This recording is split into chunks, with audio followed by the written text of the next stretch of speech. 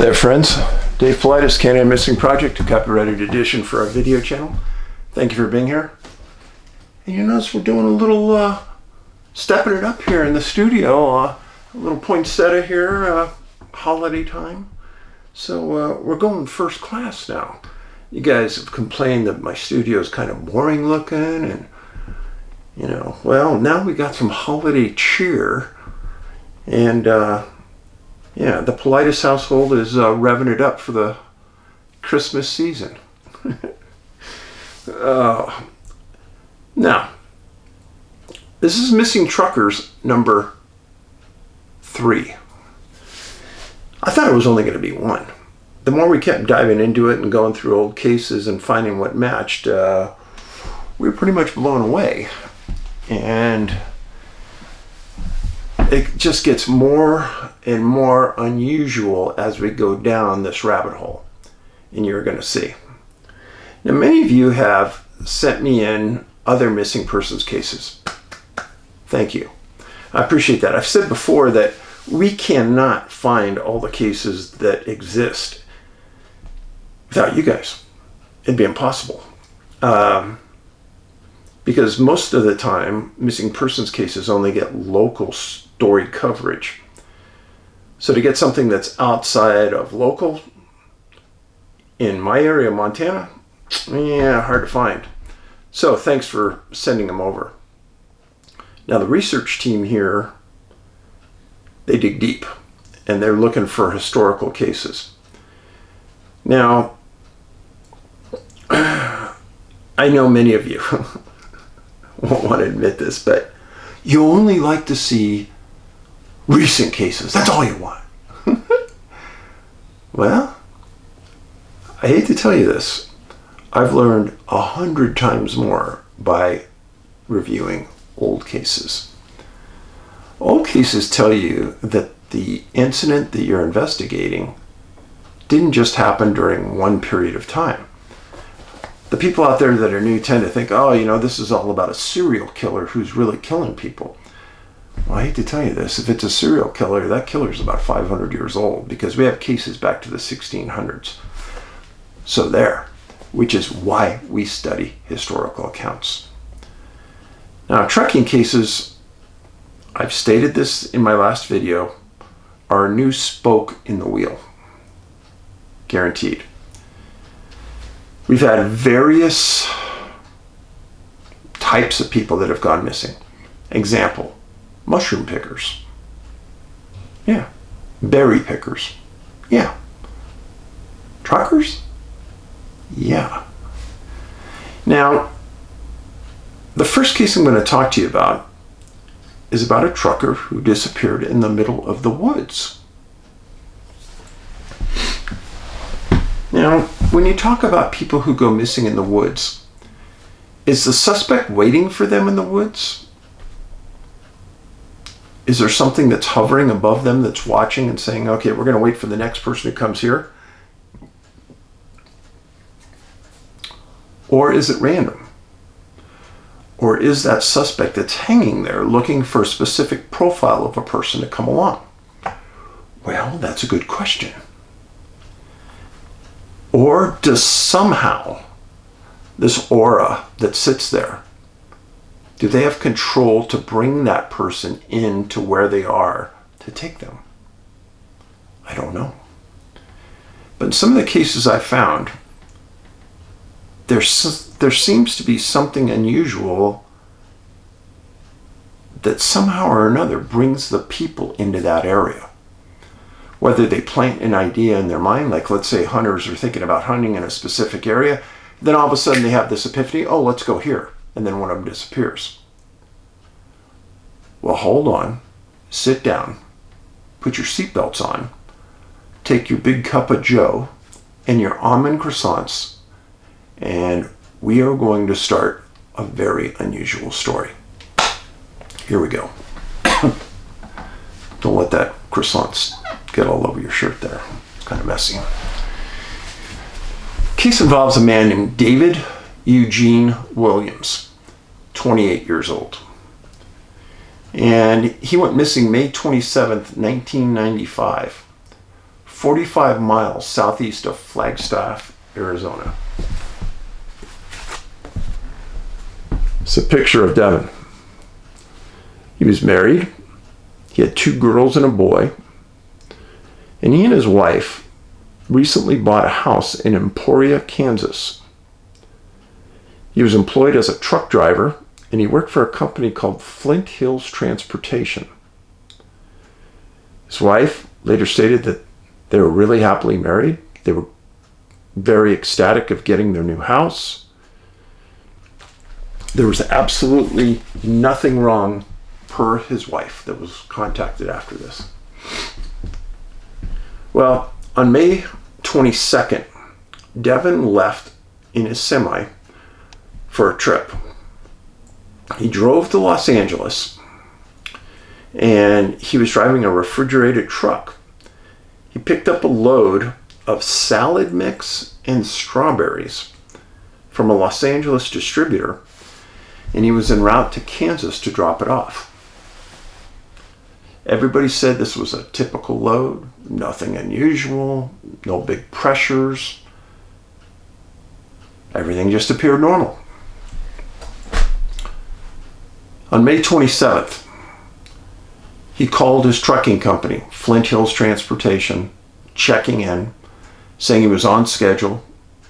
And they said, "Is everything okay?" He goes, "Yeah, the only thing that's wrong is I haven't been able to sleep the last few nights." Key point. Key point. In my research of people, especially abductees, they report having trouble sleeping before the actual incident. This is really common. So a lot of reasons for the inability to sleep, but it's one of those characteristic findings. So that was on May 27th. Late in the night on May 27th, he's going through Winslow, Arizona. You know that song? Winslow, Arizona. Quiet? Yeah, I won't sing it. And suddenly he deviates. He deviates. Here's Winslow, Arizona, right here. And instead of carrying on right through here, he deviates, kind of goes south on Highway 87 until he reaches the Blue Ridge Ranger Station right there. And then he cuts off, and this is the most bizarre part of this whole story. He's driving a huge semi. He reaches the Blue Ridge Ranger Station, turns off onto a dirt road, U.S. Forest Service road. We've all been on them. And he's going 50 miles an hour in a huge semi down these little dirt roads. He's driving like a maniac. And he's driving past campers who can't believe what they're seeing. Well, the trucker continues flying down the road. He's in the Tonto National Forest, and he drives into an area where it gets muddy, and his truck gets stuck in a place called Buck Springs. Now, I've got to say, if I was a camper and I saw a semi flying by my campsite at 50 miles an hour, I'd have to think something was wrong. They were abducted, there's a murder, something is going on. I'd probably take my gun and go check it out. Well, some people did.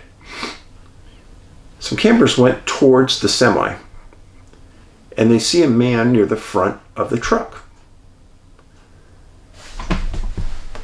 The man, later identified as Devin, and they asked Devin, they ask him, why did you drive that way? Why did you do that? Williams' response was, I didn't do it. They made me do it. They described him as having no facial expression, staring into the darkness with a blank stare. Now again, this is what he said. I didn't do it. They made me do it. Everyone said there was nobody else around, nobody else in the truck, just him. And then he's last seen walking towards the rear of the truck. Okay, I've heard a lot of stories. I've seen a lot of things. I've arrested over 100 people for being under the influence of PCP. And I probably made 1,000 arrests when I was working on various task forces for people under the influence of various drugs. My first inclination would be, Devin's under the influence of something. Now that blank stare into nothingness, not being able to look at you, that's weird. And I'm not sure what I could account that for. That is kind of like PCP, but get back to the story. Until it's really late at night on the 27th, early in the 28th, the Coconino County Sheriff's, the jurisdiction in that area, get a call of a semi blocking a forestry road. Deputy Sheriff gets there and he starts looking around. Truck's unlocked. Everything's neat in the truck. Truck isn't damaged, but it's stuck in the mud.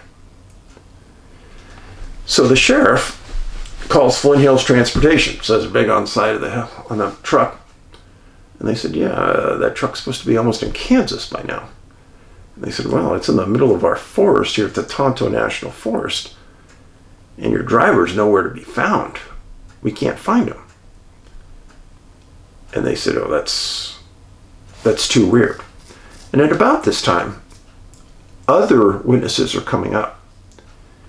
And one of the witnesses says that they saw Devin later that night. And it appeared to them he was talking to a tree. And they said he had no shoes and no socks on. Bingo. Now, as I've stated to you many times in the past, no shoes and socks are indicative of a 411 case. Truck drivers never drive without shoes and socks. Never, never, never.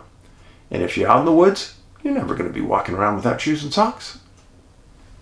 Giddy up. So the sheriff gets the name of the driver from the trucking company. And they call his wife Mary Lou. Well, as they're calling her, she's reporting her husband missing because she can't get him to respond. He said he was going to call her, blah, blah, blah. This is on May 30th. Well, she says that Devin is the most reliable of people you could meet. That couldn't have been him.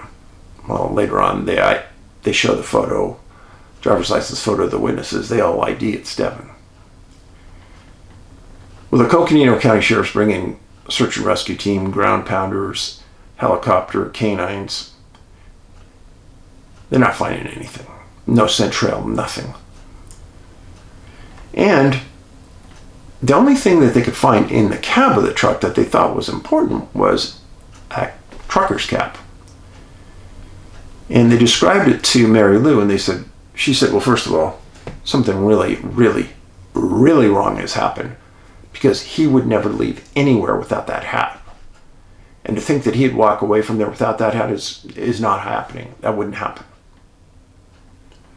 Okay, if I'm the on-scene deputy, now I'm really freaked out. If he wouldn't voluntarily leave, then what made him leave? And when he was referring to they made me do it, what was he referring to? Because it doesn't look like there's anybody else around. June 1st, search and rescue is still going on. They deploy more resources. Flint Hills had now gone into their logs and seen the number of times that Devin had tested for drugs and alcohol in his system. And they stated he had never shown positive for any drugs or alcohol. He was an employee that was highly trusted. He was stellar. It was hard for them to even believe what they were hearing. Mary Lou was called again and stated that the behavior is totally out of the character of Devin. Almost not even believable. June 2nd, search and rescue is terminated. They found nothing. Now, in that time after the SARS terminated, there were a lot of articles that talked about, and articles made this association, not me, made an association between this incident and the abduction of a man named Travis Walton. Travis is a good friend. We've done conferences together. If you don't know who Travis is, you need to watch a documentary called Fire in the Sky. 20 years earlier, Travis was a lumberjack. And as they're coming down a road, he and a bunch of buddies, they see a bright light in the forest.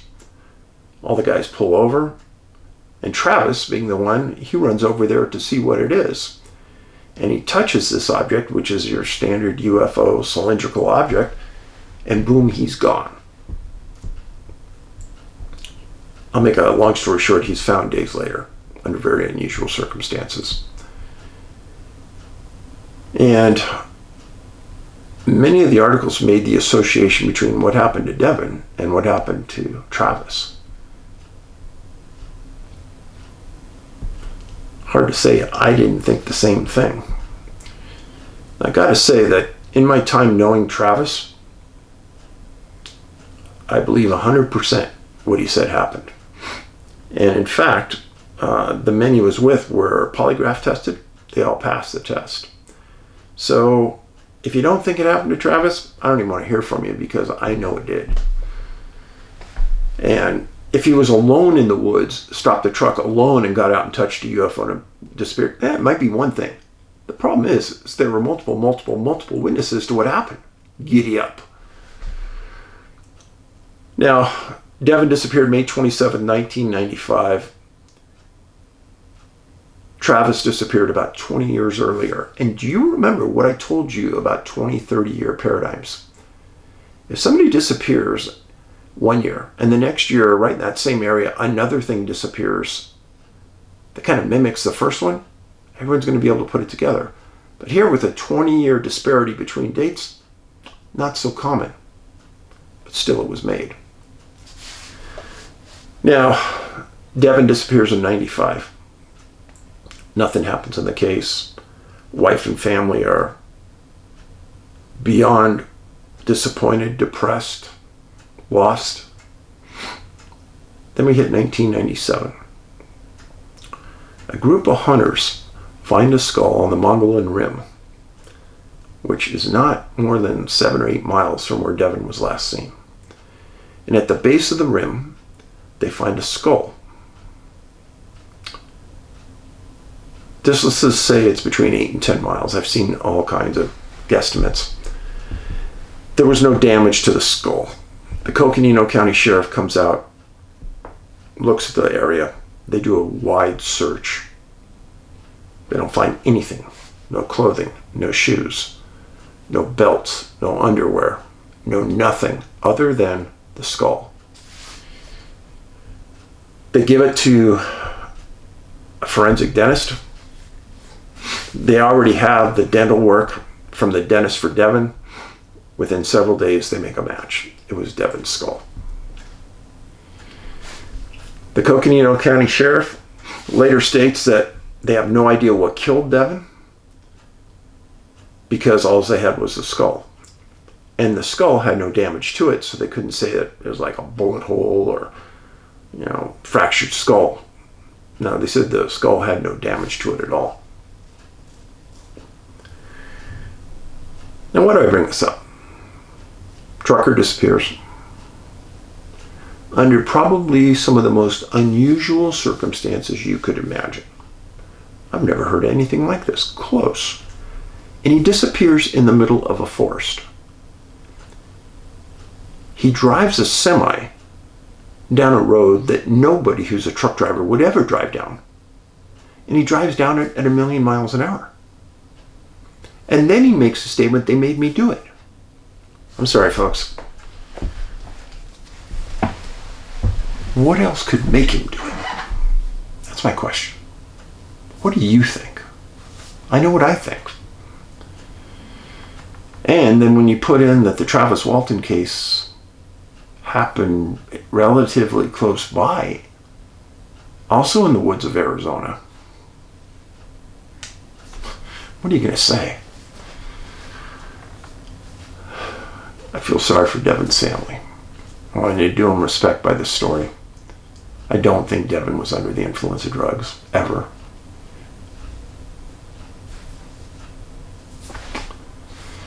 Okay, the second story.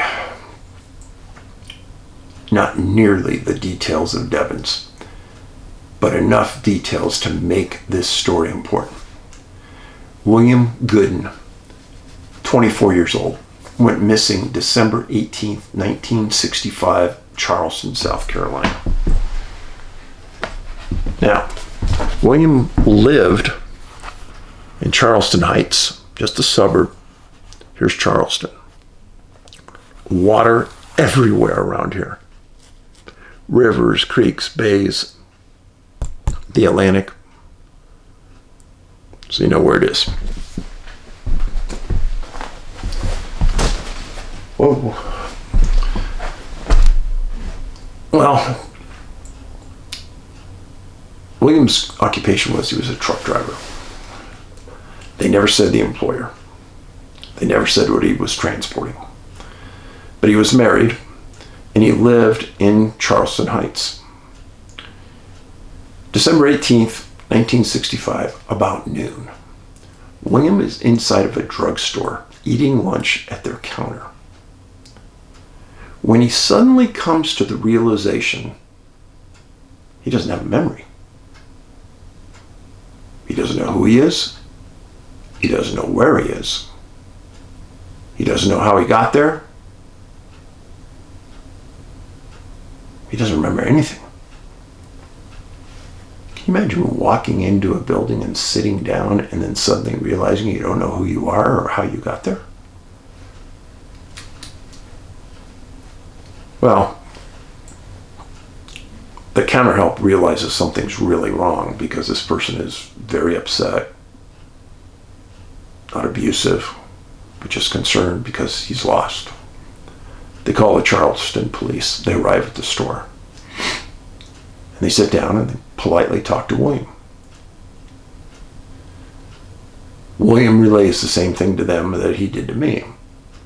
And they stand him up and they find that he has a ballpoint pen, $9 in cash, and a wallet that's essentially empty.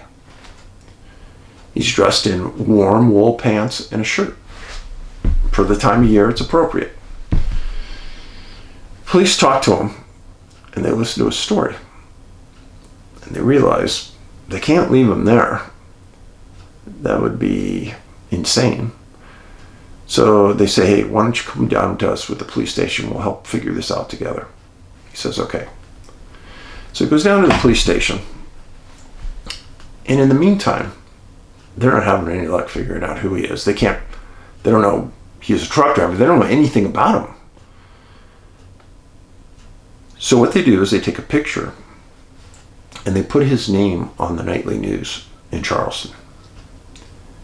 They talk about what they found and what they've seen and where they found him. And within a matter of minutes, the board at the police station starts lighting up with his friends, William's friends, calling in saying, hey, that's William Gooden. He lives in Charleston Heights. He's 24 years old, blah, blah, blah. Well, at about this time, the police decided that something was wrong, maybe physically, but he needs to go. They called an ambulance. Ambulance took him to a Charleston hospital. He was evaluated and admitted. Also at about this time, friends started to call William's wife and mother and said, hey, did you watch the news? William's down there. He lost his memory. He's in deep trouble. Help him. So nobody knew he was in the hospital. So the wife and mom go to the police station and they're redirected to the hospital.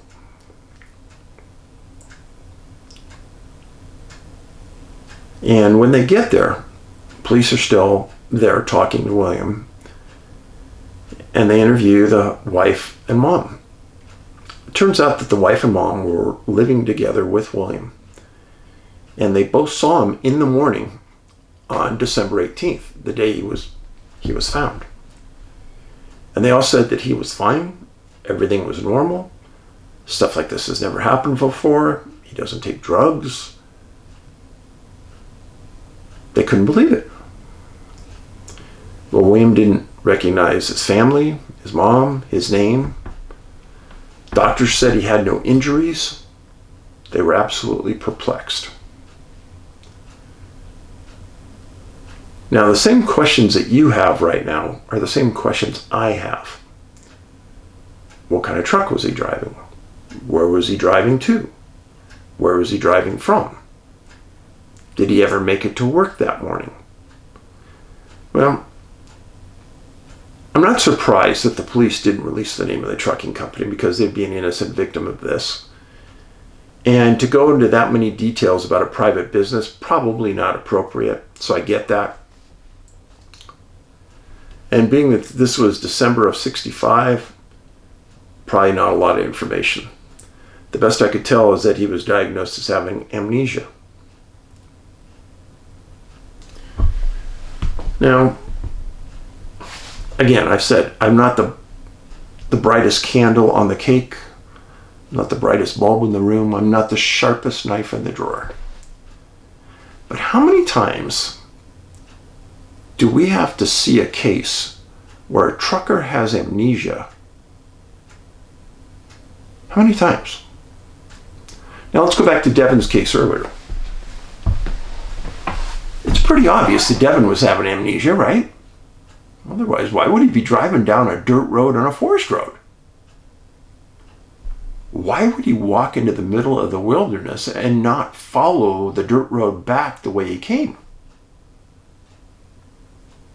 You got to think about this rationally. Devin was having amnesia. William obviously had amnesia. And then let's talk about the other 2 videos I've made about truckers who have disappeared. Yeah, there's something unworldly happening here.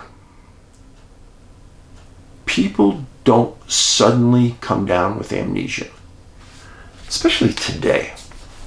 I did a scan of local articles. I could find almost nothing in the last 10 years about people coming down with immediate cases of amnesia, unless it's a severe injury, fractured skull, concussion, those kind of things. But if you notice that there's one thing about these people that I keep telling you, all these people, number 1, stellar character. Number 2, they're trusted. They're trusted with a semi-rig today that costs easily over $100,000. Plus, they're trusted with the load they're carrying. Trust, something that they've earned. Good people, family, going out there working hard to make a living. And then each one of the family members says, it's totally out of character what was done.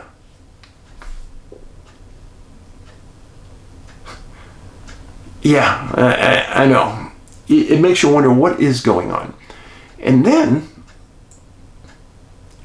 if you take these cases one by one, and you notice they're not happening 50, 60, 70, 80 at a time.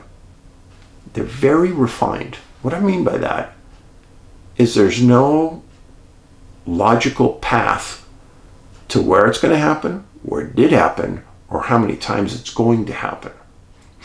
This is very indiscriminate. It's almost as though you got a big map of the United States and somebody takes a pair of dice, throws one dice on the map and says, okay, that's where this one's going to happen. A month later, they close their eyes, they throw the dice again, and oh, no, this time it's going to happen on the coast of California or wherever. That's almost the way this appears to being done. There's no path to what's happening, the best I could tell. But the results are very understandable. Now, obviously, there's going to be at least one more of these missing truckers cases. And you're going to see where we're going, and it's going to be very odd. In the meantime, be nice to your family. Be nice to your neighbors. Do something kind.